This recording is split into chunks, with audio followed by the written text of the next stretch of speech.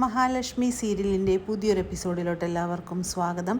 അങ്ങനെ വാമദേവൻ പറയുന്നുണ്ട്, നമ്മുടെ പ്രതാപനാണെങ്കിൽ വിശ്വനാഥൻ്റെ പ്രേതത്തെ കണ്ടു എന്ന് പറയുമ്പോഴേക്കും ദുർഗ പറയുന്നുണ്ട്, വിശ്വേട്ടൻ്റെ ആത്മാവിനാണെങ്കിൽ ശാന്തി ലഭിച്ചിട്ടില്ലാത്തത് കൊണ്ടാണ് നമ്മുടെ കുടുംബത്തിൽ ഇങ്ങനെ അനർത്ഥങ്ങളെല്ലാം സംഭവിക്കുന്നതെന്ന് പറയുമ്പോൾ ഉണ്ണി പറയുന്നുണ്ട്, അതിന് കരുണയുടെ അച്ഛൻ എപ്പോഴാണ് എൻ്റെ അച്ഛനെ കണ്ടിട്ടുള്ളതെന്ന് ചോദിക്കുന്നുണ്ട്. ഇത് കേട്ട് കരുണയാണെങ്കിൽ ആകെ ഒന്ന് ഭയക്കുന്നുണ്ട്.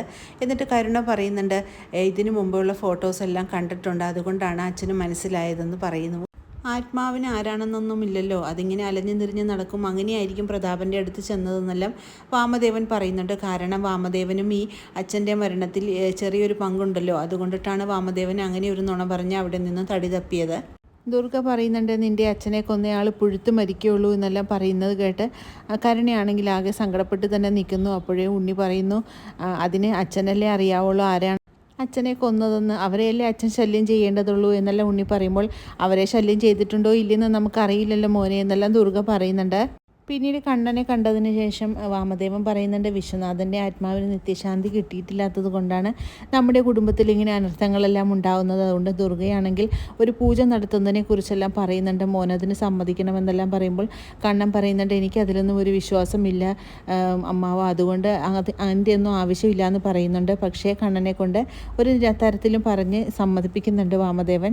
പിന്നീട് ഉണ്ണിയാണെങ്കിൽ ഓഫീസിൽ പോകുന്ന കണ്ണനെയാണെങ്കിൽ വാച്ച് ചെയ്യുന്നുണ്ട്. ഉണ്ണിക്കാണെങ്കിൽ ചെറിയ സംശയമുള്ളത് കൊണ്ട് കണ്ണനെ നല്ല രീതിക്ക് തന്നെ വാച്ച് ചെയ്യുന്നു. അങ്ങനെ കണ്ണനെ കാറിൽ കയറുന്നതെല്ലാം ഉണ്ണി മുകളിൽ നിന്ന് നോക്കിക്കൊണ്ട് നിൽക്കുകയാണ്. അതേസമയം അങ്ങോട്ടേക്ക് വരുന്നുണ്ട് നമ്മുടെ കരുണ. എന്നിട്ട് ചോദിക്കുന്നുണ്ട്, നിങ്ങൾ എന്താണ് ഇവിടെ ആലോചിച്ച് നിൽക്കുന്നതെന്ന് ചോദിക്കുമ്പോൾ ഉണ്ണിയുടെ മനസ്സിലുള്ള കാര്യങ്ങളെല്ലാം കരുണയോടായിട്ട് പറയുന്നു. കരുണ പറയുന്നുണ്ട്, നിങ്ങൾക്കിതൊക്കെ സംശയമാണ്, കണ്ണേട്ടൻ അങ്ങനെയൊന്നും ചെയ്യില്ല എന്ന് പറയുമ്പോൾ കണ്ണേട്ടൻ പഠിക്കുന്ന കാലം മുതലേ നല്ല ബുദ്ധിയുള്ളതാണ്, അതുകൊണ്ട് നമ്മൾ പറ്റിക്കപ്പെടുകയാണോ എന്നെനിക്ക് സംശയമുണ്ട് എന്നെല്ലാം പറയുകയാണ് കരുണയോട്. പിന്നീട് ഉണ്ണിയാണെങ്കിൽ ഈ കാര്യങ്ങളെല്ലാം വാമദേവനോടായിട്ട് പറയുന്നുണ്ട്.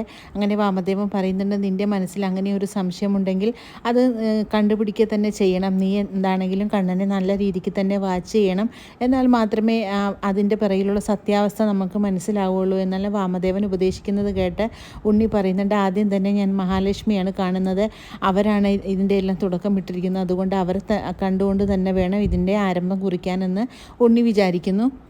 പിന്നീട് ഉണ്ണിയാണെങ്കിൽ അനന്തുവിൻ്റെ വീട്ടിലോട്ട് തന്നെ ആദ്യം ചെല്ലുന്നുണ്ട്.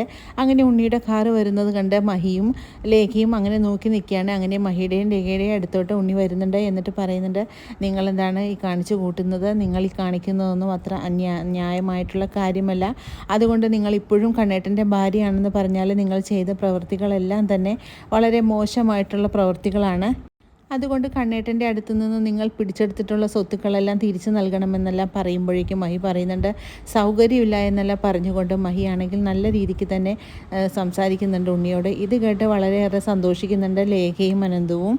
അനന്ത് പറയുന്നുണ്ട്, മഹി പറഞ്ഞ കാര്യങ്ങളെല്ലാം നീ കേട്ടതല്ലേ, ഇനി നീ എന്ത് കാര്യത്തിനാണ് ഇവിടെ നിൽക്കുന്നതെന്ന് ചോദിച്ചുകൊണ്ട് ഉണ്ണിയെ ആട്ടി ഇറക്കുന്നുണ്ട് അവിടെ നിന്ന്. അങ്ങനെ വളരെ നാണം കെട്ടുകൊണ്ട് തന്നെ ഉണ്ണി അവിടെ നിന്ന് ഇറങ്ങുന്നുണ്ട്. ഉണ്ണിക്കാണെങ്കിൽ മനസ്സിലുള്ള തീയാണെങ്കിൽ അണയാതെ തന്നെയാണ് നമ്മുടെ കണ്ണനെ കാണാനായിട്ട് നേരെ ഓഫീസിലോട്ട് എത്തുന്നുണ്ട്. എന്നിട്ട് കണ്ണനോടായിട്ട് നടന്ന കാര്യങ്ങളെല്ലാം തന്നെ സംസാരിക്കുന്നു.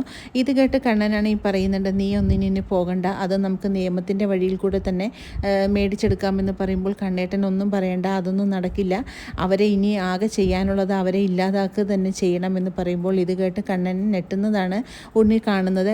മനഃപൂർവ്വം തന്നെയാണ് ഉണ്ണിയാണെങ്കിൽ കണ്ണനോട് ഈ കാര്യങ്ങൾ സംസാരിക്കുന്നത്.